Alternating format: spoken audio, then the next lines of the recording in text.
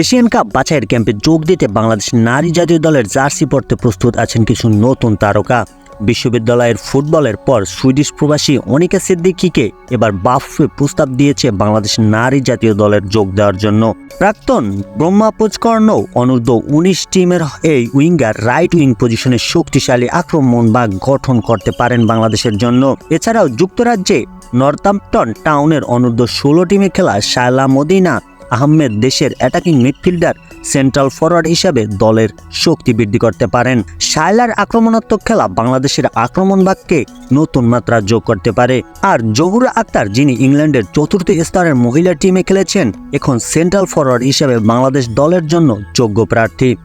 জহুরার finishing দক্ষতা এবং নেতৃত্ব দলের আক্রমণ ভাগে গুরুত্বপূর্ণ ভূমিকা রাখতে পারে।